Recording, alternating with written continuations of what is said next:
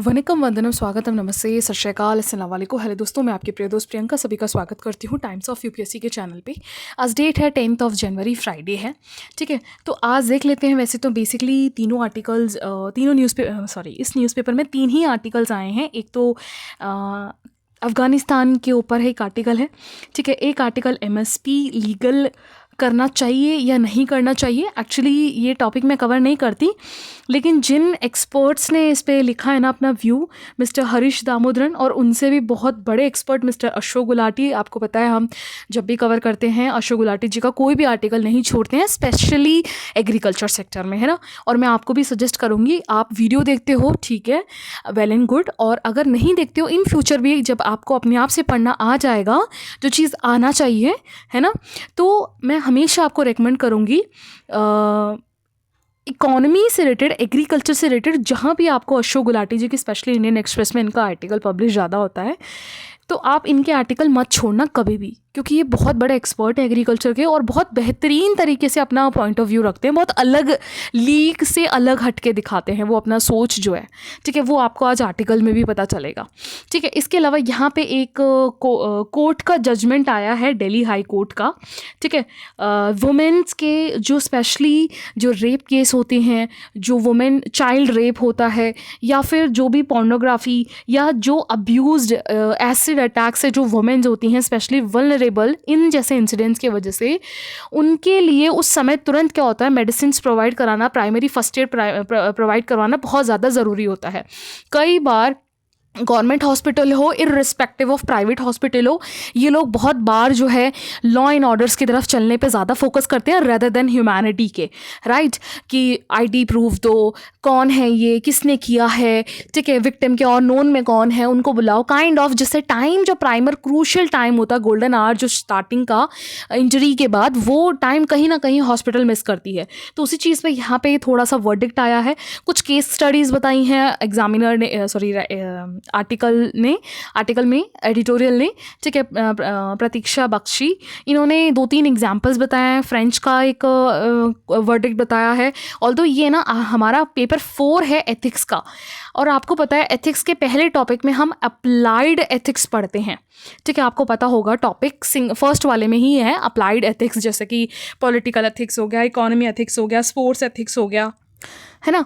तो वैसे ही जो है यहाँ पे ये है हेल्थ एथिक्स है, हेल्थ जुरिडिक्शन है एथिक्स पे ये आर्टिकल है। ठीक है, तो मैं आपको एज अ एग्जाम्पल प्रॉपर तरीके से बताऊंगी। तो शुरू करते हैं 1 बाय 1। देखिए, पहला आर्टिकल हमारे जो फॉरेन सेक्रेटरी हैं विक्रम मिश्री, वो अभी तालिबान के विजिट पे होके आए थे जनवरी 8 को, है ना, अभी 2 दिन पहले। तो यहाँ पे आपको पता है कि तालिबान कह रही हूँ, सॉरी, अफ़गानिस्तान, अभी तालिबान में तो वहाँ उनका रूल चल रहा है अफ़गानिस्तान, काबुल में। ठीक है, और आपको पता है अभी जब से 2021 में यूएस ने अपने फोर्स को काबुल से बैक ऑफ किया है, क्योंकि आपको पता है काफ़ी लंबे टाइम से रशिया के इन्वेड होना था पहले अफ़गानिस्तान में, उसको क्रॉस करके यूएसए ने अपनी जो है आर्मी सेटअप करी थी कई सालों तक, कम से कम 2 डेकेड तक। ठीक है, उसके बाद 2021 में जब डोनाल्ड ट्रंप का टेन्योर था ना, तो अपनी आर्मी को उन्होंने वापस बुला लिया कि भैया बहुत खर्चा होता है हमारा एक्स्ट्रा, हम नहीं रखेंगे अब आर्मी अपने अफ़गानिस्तान में। ठीक है, तो उसके बाद राइट यहाँ पे कंपेयर कर रहे हैं, ये टाइम पीरियड ना वैसा ही दिखाता है जैसे, और उसके जैसे ही यूएस से अफ़गानिस्तान से हटा, तालिबान ने पूरा का पूरा कब्जा कर लिया, है ना। सैगॉन जो है ना, ये साउथ वियतनाम में एक लोकेशन है सैगॉन। 1975 में क्या हुआ था, वियतनाम में नदन वियतनाम के जो आर्मी थी ना, उन्होंने पूरी सदन वियतनाम, जिसमें सैगॉन भी एक प्लेस है, वहाँ पे पूरा आक्रमण कर लिया था। तो सेम वैसे ही सिचुएशन आज अफ़गानिस्तान का बना हुआ है, ऐसा राइटर का कहना है। ठीक है, इसके अलावा अगर हम बात करें तो देखिए यहाँ पे बहुत सारी चीज़ें हैं, क्योंकि देखिए क्या होता है कि अफ़गानिस्तान में तालिबान के रिलेशन से क्या होता है कि बहुत सारे देश जो हैं, रशिया हो या फिर यूएसए हो या फिर यूरोपियन कंट्रीज़ में कुछ नेशंस हो, एशिया के इंडिया, चाइना हो, ये लोग ज़्यादा सपोर्ट नहीं करते हैं इस चीज़ को, तालिबान को, क्योंकि तालिबान कोई ऑथराइज्ड गवर्नमेंट नहीं है, ये मिलिटेंट है। ठीक है, मिलिटेंट ग्रुप होता है ना अपना अपना। ठीक है, तो यहाँ पे ये हावी हो गए हैं, जैसे म्यांमार में कू हो रखा है मिलिटेंट का, है ना। तो वैसे ही देखिए तो यहाँ क्या होता है कि बहुत डेवलप्ड नेशंस के द्वारा इनको इतना ज़्यादा सपोर्ट नहीं मिलता है। तो सेम यहाँ पे इंडिया भी थोड़ा सोच समझ के चलती है। ऑल्दो अभी रिसेंटली क्या हुआ था, अभी कुछ एक हफ्ते पहले की बात है, अफगानिस्तान में इवन 2 दिन पहले ही ना अफगानिस्तान में क्या हुआ कि अटैक किया गया था पाकिस्तान की तरफ से, ठीक है। तो यहाँ पे इंडिया ने भी इस चीज़ को जो है क्रिटिसाइज़ किया, क्योंकि वहाँ पे बहुत सारे लोगों की जान गई है, स्पेशली वुमेन एंड चिल्ड्रन की। लेकिन पाकिस्तान का कहना ये है, अटैक जिसने किया है ना वो है तहरीक-ए-तालिबान पाकिस्तान, TTP करके एक कैंप है, यानी एक ग्रुप है ये, ठीक है। एक्चुअली ये ग्रुप ना, अब जैसे आपको पता होगा, जैसे ये अफ़गानिस्तान है, ये पाकिस्तान है और ये हमारा इंडिया आ जाता है, ठीक है। मतलब ये जो एक मिनट, ये पाकिस्तान आप लगा लो, ठीक है। और ये जो अफ़गानिस्तान है, इसका थोड़ा सा जो पोर्शन है वो इंडिया से मिलता है, जिसको हम डुरंड लाइन कहते हैं, ठीक है। और यहाँ से ये जो है बीच में, पाकिस्तान और अफ़गानिस्तान के बीच में, तो क्या होता है कि इस एरिया में, यानी आप इस एरिया में लगा लो, यहाँ पे ये TTP जो फोर्स है ना, ये मिलिटेंट है, यहाँ पे ये है। और इस एरिया में कब्जा किया हुआ है TTP ने, अफ़गानिस्तान के एरिया में। और ये TTP जो है इस एरिया के अंदर पश्तून करके ट्राइबल है।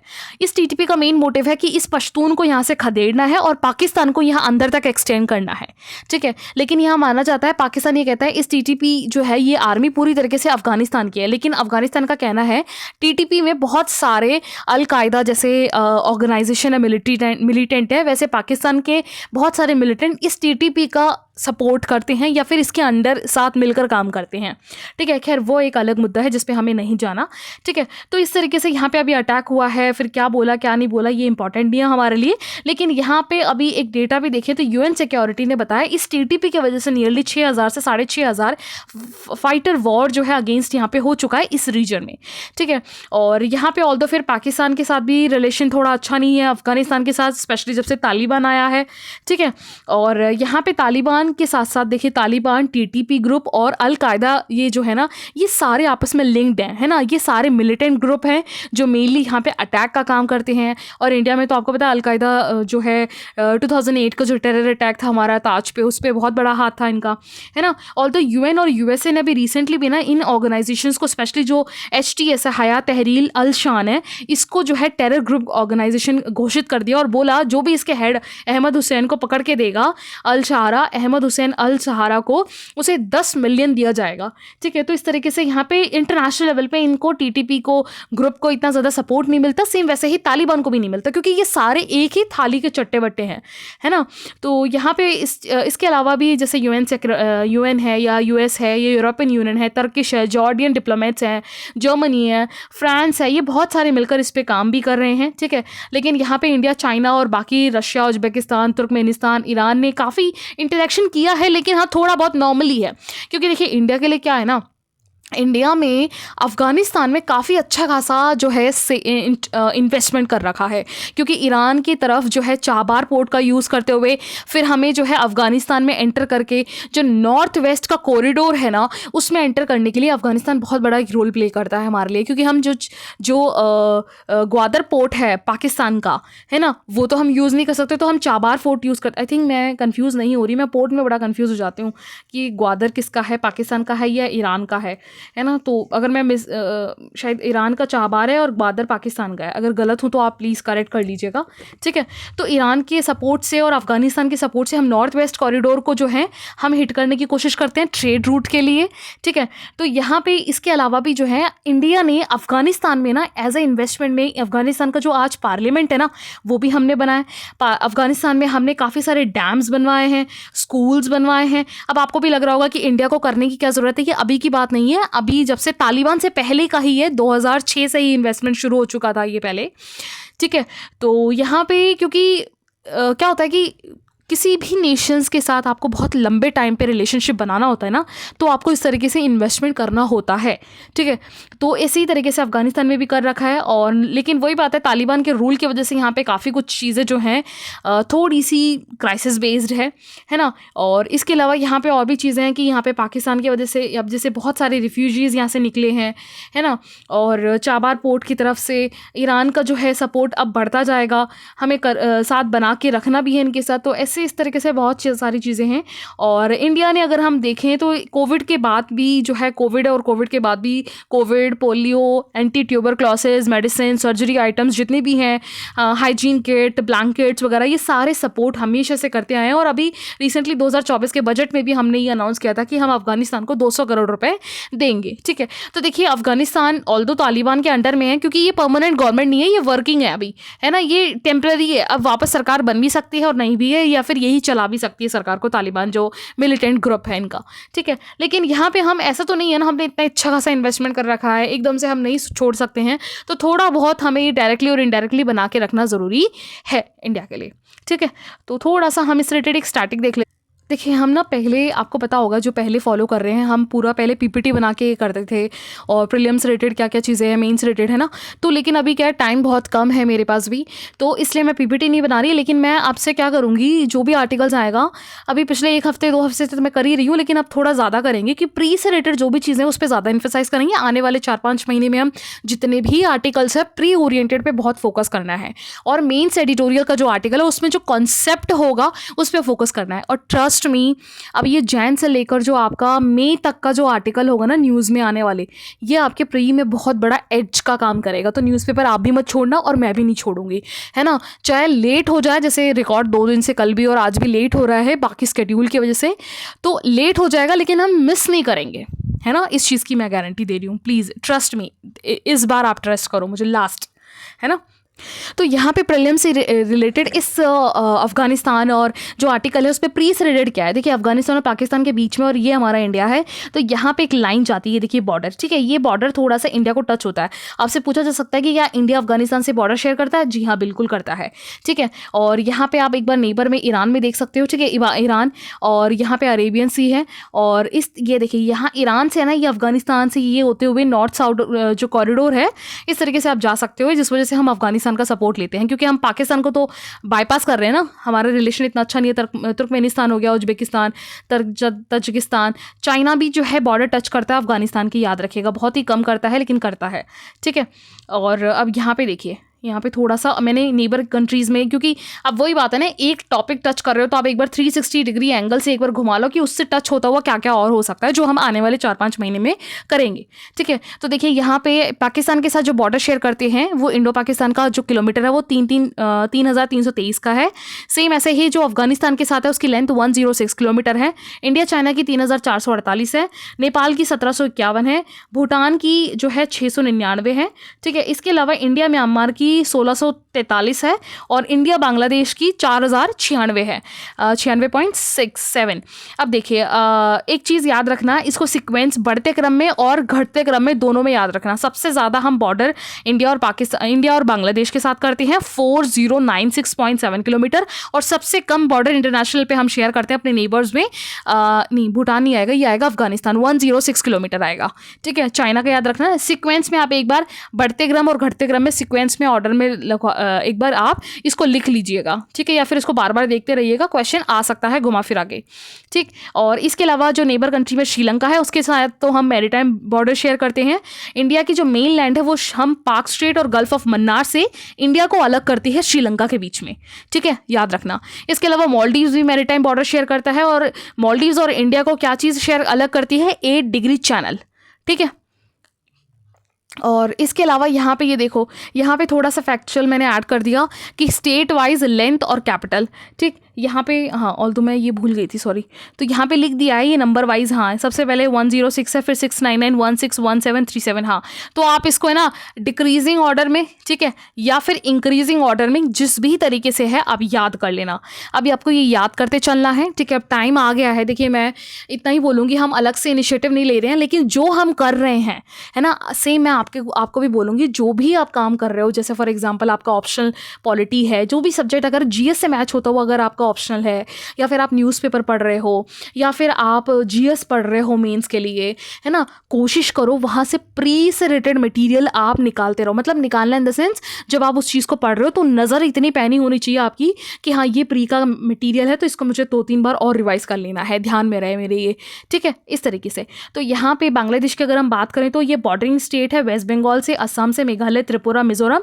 चाइना से अगर हम बात करें तो इसकी कैपिटल बीजिंग है, 348 जो है बॉर्डर शेयर करता है। सेकेंड लार्जेस्ट बॉर्डर है लद्दाख, हिमाचल प्रदेश, उत्तराखंड, सिक्किम, अरुणाचल प्रदेश। स्टेट याद रखिएगा, क्वेश्चन आ सकता है। पाकिस्तान में इस्लामाबाद है, 3323 है। गुजरात, राजस्थान, पंजाब, जम्मू कश्मीर एंड लद्दाख है, हरियाणा नहीं है, याद रखिएगा, कंफ्यूज हो सकते हो। नेपाल में Kathmandu, Uttarakhand, UP, Bihar, West Bengal, Sikkim. Myanmar में जो है मिजोरम, मणिपुर, नागालैंड और अरुणाचल प्रदेश। भूटान में थिम्फू, सिक्किम, वेस्ट बंगाल, असम, अरुणाचल प्रदेश। अफगानिस्तान में लद्दाख। ठीक है, अफगानिस्तान से सिर्फ एक ही कैपिटल वो करती है, आपको कंफ्यूज हो सकते हो बाई चांस। कई बार क्या होता है कि जम्मू एंड कश्मीर डिवाइड हो चुका है 2019 में, हम भूल जाते हैं, याद नहीं रहता, और अचानक से हम कहते हैं हाँ जम्मू एंड कश्मीर 2 स्टेट वो हो रहा है, लेकिन सिर्फ लद्दाख ही अफगानिस्तान के साथ जो बॉर्डर शेयर करता है। श्रीलंका में आपको पता है गल्फ और ये 8 स्टेट वही हो गया। ठीक है, इसके अलावा यहाँ पे कुछ है ना फैक्ट मुझे दिखाई साइट से, तो मुझे लगता है ये आपको याद होना चाहिए ये। और इसके अलावा ये ना देखें, इंडिया पाकिस्तान के साथ जो बॉर्डर शेयर होता है उसको हम रेड क्लिफ लाइन बोलते हैं। इंडिया बांग्लादेश के साथ भी रेड क्लिफ लाइन बोलते हैं। इंडिया चाइना के साथ मैकमोहन लाइन बोलते हैं, और इंडिया अफगानिस्तान के साथ डोनल लाइन कहते हैं। ठीक है, इसके अलावा यहाँ पे अगर आप देखोगे तो जो इंडिया और पाकिस्तान के बीच में जो LOC है, ठीक है, वो एक्चुअली हमारे मिलिटेंट कंट्रोल के बीच में है, और ये कोई हमारा कोई लीगली या कॉन्स्टिट्यूशनली बना हुआ लाइन नहीं है। ये कराची एग्रीमेंट 1949 में किया गया था। ठीक है, याद रखिएगा, ये क्वेश्चन ऐसे भी आ सकता है कि हमारे कॉन्स्टिट्यूशंस में LOC का, ऐसा नहीं है। और same LAC line of actual control जो है, लाइन ऑफ कंट्रोल और लाइन ऑफ एक्चुअल कंट्रोल में कंफ्यूज मत होइएगा। लाइन ऑफ एक्चुअल कंट्रोल जो है जहाँ पे A आ जाता है, LAC वो चाइना के साथ है। ठीक है, और LOC जो है पाकिस्तान के साथ है। ठीक, ये इशू अभी भी चल रहा है। और बॉर्डर जो फोर्सेस होती हैं, जैसे India, Nepal, Bhutan, Pakistan, Bangladesh, Myanmar, China के साथ हम फोर्सेस शेयर करते हैं, तो वो भी याद रखिएगा। शास्त्र सीमा बल, सशस्त्र सीमा बल, इंडिया पाकिस्तान के साथ बॉर्डर सिक्योरिटी है, India Bangladesh border security force, India Myanmar Assam rifle, India China Indo Tibetan border. ठीक है, इसके अलावा यहाँ पे ऊपर कुछ फैक्ट्स हैं, जैसे फॉर एग्जांपल, ये तो खैर आपको याद भी होंगी मेजरली, बट आपको फिर भी पता होना चाहिए इंडिया की टोटल बाउंड्री कितनी है, कौन कौन से कंट्री हैं जो बॉर्डर शेयर करते हैं, लैंड एरिया कौन सा है। इसके अलावा जो स्टेट्स हैं इंटरनेशनल बाउंड्री या बॉर्डर शेयर करती हैं। ठीक है, इसके अलावा जो है, और आप इसके अलावा जो है और भी स्टेट्स देख सकते हो कि जो डिफरेंट कंट्री, जैसे फॉर एग्जांपल लद्दाख है तो वो किन नेशंस के साथ करता है, सिक्किम किस नेशंस के साथ करता है। तो ये चीज़ें 1 2 3 बार आप गो थ्रू कर लोगे तो रिमेंबर में रहेगा आपके। ठीक है, तो चलिए नेक्स्ट आर्टिकल है MSP को लीगल करना चाहिए नहीं करना चाहिए। आपको पता है पिछले 2-3 साल से बहुत ज़्यादा इस चीज़ पे फोकस किया जा रहा है। काफ़ी 2024 के जनवरी में भी काफ़ी आर्टिकल्स आए थे, प्रोटेस्ट हो रहे थे लीगल करना चाहिए नहीं करना चाहिए। तो ये तो है फेवर में और ये है अगेंस्ट में। क्या है इनके सीधा पॉइंट्स देख लेते हैं। देखिए, इनका कहना यह है कि आपको पता है हमारा जो एरिया है, हमारा गैंगेटिक प्लेन है, ग्रांड ट्रंक रोड वाला एरिया, यानी जिसमें ग्रांड ट्रंक रोड जो जाता है वो आपका पंजाब हरियाणा से जाता है। ठीक है, तो वो पूरा रीजन जो है पूरा फर्टाइल है। कृष्णा कावेरी महानदी एलोवेल वाला सॉइल है, गोदावरी वाला यमुना दोआब रीजन जो है, ये पता है अगर आप एग्रीकल्चर में इसका यूज़ नहीं करोगे तो धीरे धीरे जिस तरीके से हमारी सिटियां बढ़ रही है ना, हम इनको डेवलपमेंट में ही, इंफ्रास्ट्रक्चर को बनाने में ही यूज़ कर लेंगे।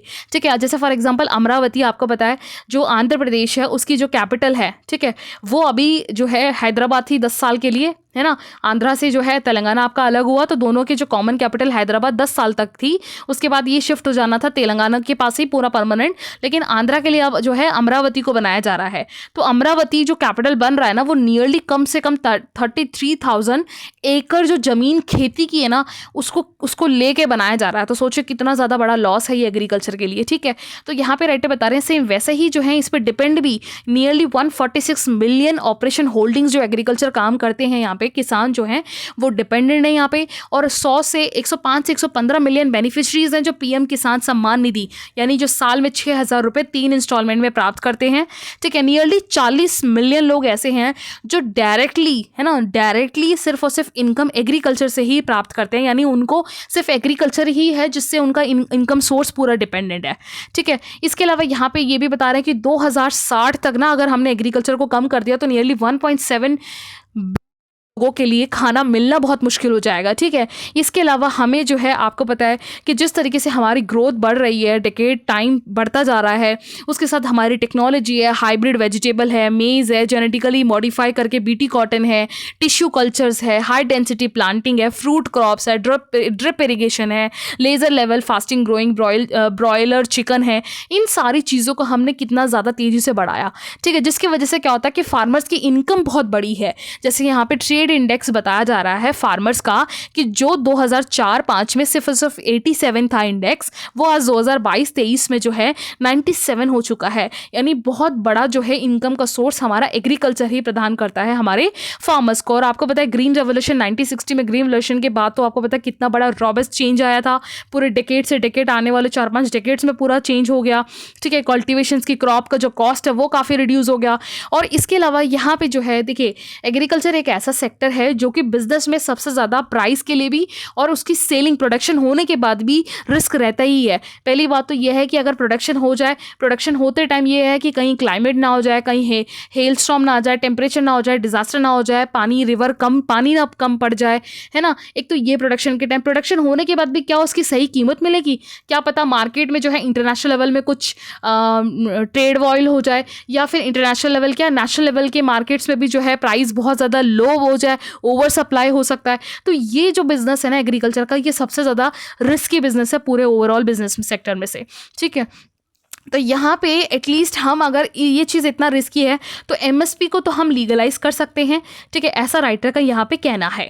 ठीक है, और ऊपर से यहाँ पे जो प्राइस डेफिशिएंसी सिस्टम है, प्राइस डेफिशिएंसी सिस्टम में क्या है कि यहाँ पे जो फार्मर्स होंगे उनको जो सैलरी है या उनकी जो भी एमएसपी होगी वो उनके डायरेक्ट में डिजिटलाइजेशन यानी डीपीपी यानी डायरेक्ट बेनिफिट ट्रांसफर, डीबीपी जो है डायरेक्ट बेनिफिट ट्रांसफर में जो है डीबीटी सॉरी है ना, उसमें ट्रांसफ़र कर देना है। तो इससे क्या होगा कि जैसे जैसे आप प्राइस एफिशिएंसी पेमेंट को सपोर्ट करोगे तो यहाँ पे लोग फॉर्मलाइजेशन होंगे, डिजिटलाइजेशन पे ज़्यादा फोकस करेंगे। और जिस तरीके से जीएसटी को पता होता है कि ये बर्डन जो है ओवरऑल जो जीएसटी का है वो मतलब जो सेलर है वो फ़ायदे में ना लेते हुए सीधा कंज्यूमर से यहाँ से लिया जाएगा, है ना, और कंज्यूमर जो है फाइनली पे करेगा और सीधा टैक्स के फॉर्म में जाएगा। तो वैसे ही यहाँ पे सीधा फार्मर्स के पास जाना चाहिए जो उसकी मेन है इनकम का सोर्स है। और एपीएमसी जो मार्केट है, मंडीज़ हैं, वो भी और अच्छे से काम करेंगी।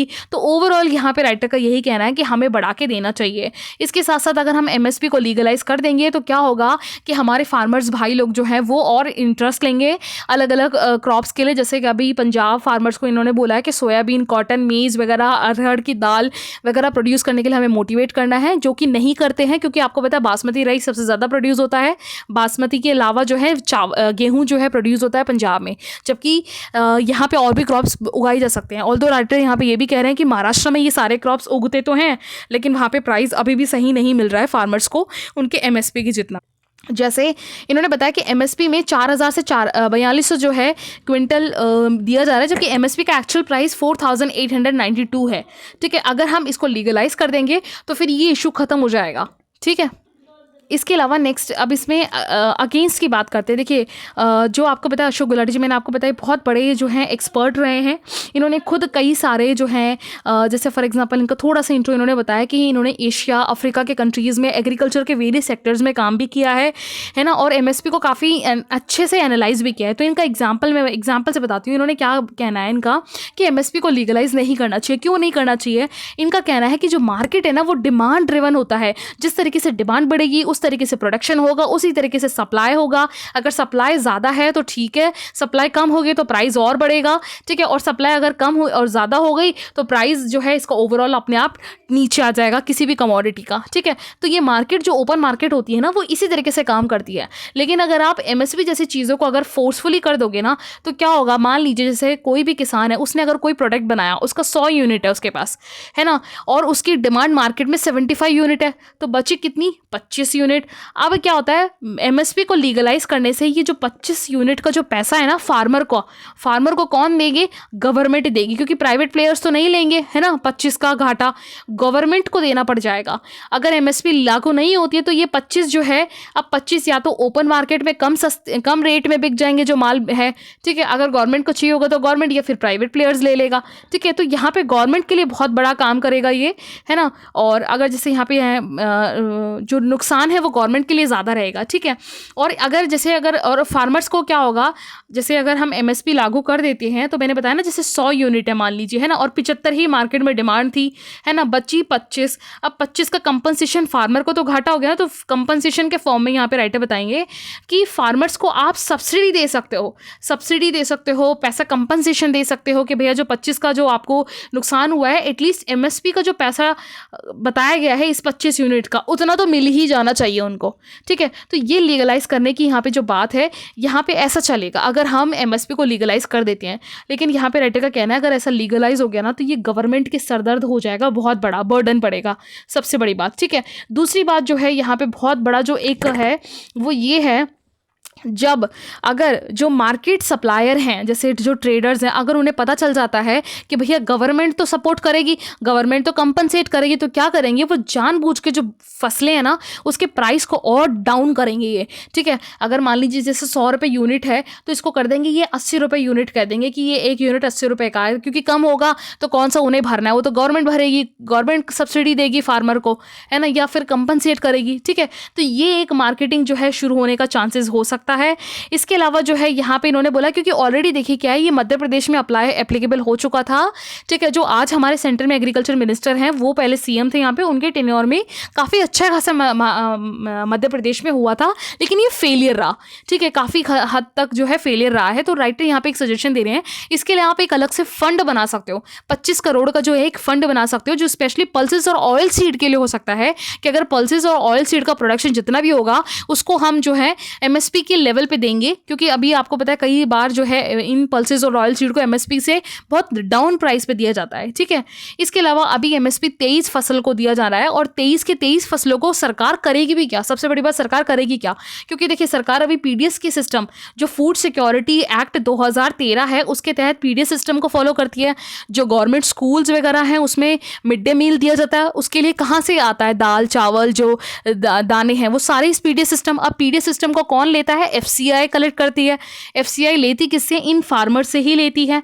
तो मान लीजिए चावल चाहिए था, है ना, राइस चाहिए था, दाल पल्सेस चाहिए थी, भाई यहाँ पे तो 23 की 23 क्रॉप है, लेकिन 23 के 23 क्रॉप का सरकार क्या करेगी, सारे के सारा अगर वो एमएसपी लीगलाइज हो जाता है तो सरकार को सर मत्था मारना पड़ जाएगा इस पे, है ना। तो एक तो ये लॉस भी हो जाएगा यहाँ पे, ठीक है। तो एक तो ये चीज़ बताइए, यहाँ पे थोड़ी सी जो है डेटा बताया है, ऑल्दो यहाँ पे इसके अलावा यहाँ पे एक चीज़ और बताया कि देखिए क्यों नहीं लेना चाहिए।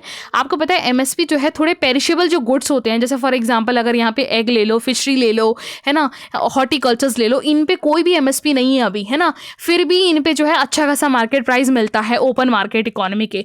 और सोचो जो कि वीट और राइस तो इतना पेरिशेबल भी नहीं है, पेरिशेबल यानी बहुत जल्दी से सड़ जाना, खराब होने वाला, है ना, फिर भी यहाँ पे गवर्नमेंट एमएसपी देती है। तो इस तरीके से इसको लीगलाइज नहीं करना चाहिए, हमें थोड़ा सा पॉलिसी मेकर्स को इम्प्रूव करना है, यहाँ पे राइटर को ओवरऑल कहना है। जिस तरीके से देखिए यहाँ पे अभी इंडिया में एक प्रॉब्लम यहाँ पे है ना, जिस तरीके से G20 और OECD और अभी रिसेंटली कुछ टाइम पहले हमने पढ़ा था, चाइना में इन लोगों ने क्या करा है, एग्रीकल्चर को बढ़ावा देने के लिए PSC यानी प्रोड्यूसर सपोर्ट एस्टिमेट्स पे काम करना शुरू किया है। इंडिया में क्या है, कंज्यूमर बेस्ड को हम फोकस करते हैं कि भैया जो कंज्यूमर है ना उसे सब्जियां सस्ती मिल जाए, है ना। अभी जैसे फॉर एग्जांपल इन्फ्लेशन बहुत ज़्यादा है ना, वेजिटेबल्स की, तो लोग जो हैं वेजिटेबल्स के इससे फ़ायदा किसानों को होगा, इस चीज़ की खुशी नहीं है, ठीक है। इवन फार्मर को हो भी नहीं रहा, जो मिडिल मैन है ना वो फ़ायदे में ले जा रहा है। ये फार्मर है जैसे मिडिल में जो मंडी में बेचते हैं, और ये कंज्यूमर है, इसको फ़ायदा जितना हो रहा है ना इसको तो हो भी नहीं रहा फार्मर को, है ना, और कंज्यूमर पे यहाँ पे हाइक प्राइस हो रहा है, ठीक। तो यहाँ पे ऑल्दो यहाँ पे राइटर बता रहे हैं कि हमें यहाँ पे प्रोड्यूसर सपोर्ट एस्टिमेट जो एक्चुअल में प्रोड्यूस कर रहे हैं ना उसका लेवल हमें इंप्रूव करना है, जो चीज़ इंडिया में बहुत ज़्यादा पुअर है। और अगर आप एमएसपी को लीगलाइज कर दोगे तो उससे नहीं होगा ये, ठीक है, वापस और ब्लैक मार्केटिंग बढ़ेगी जो मिडिल मैन होंगे उनके द्वारा, ठीक है।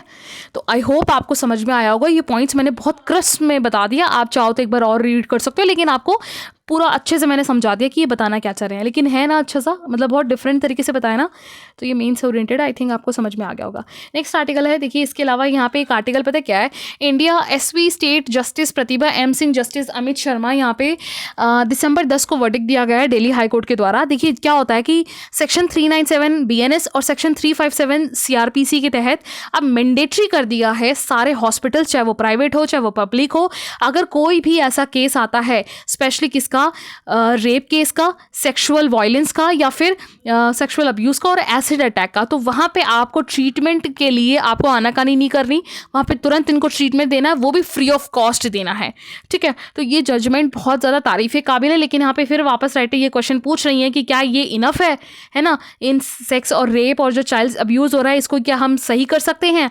ऑब्वियसली नहीं कर सकते हैं, ठीक है। पहले बहुत सारे क्या किच होता था कि ID प्रूफ दो, डॉक्यूमेंट्स दो, पुलिस को बुलाओ, ये सारी चीज़ें, तो इससे बहुत ज़्यादा टाइम वेस्ट हो जाता था, ठीक है। और इसके अलावा यहाँ पे राइटर जज और डॉक्टर्स को ये बता रहे हैं, क्योंकि ये वाला जो आर्टिकल है जज और डॉक्टर्स के लिए बहुत ज़्यादा है।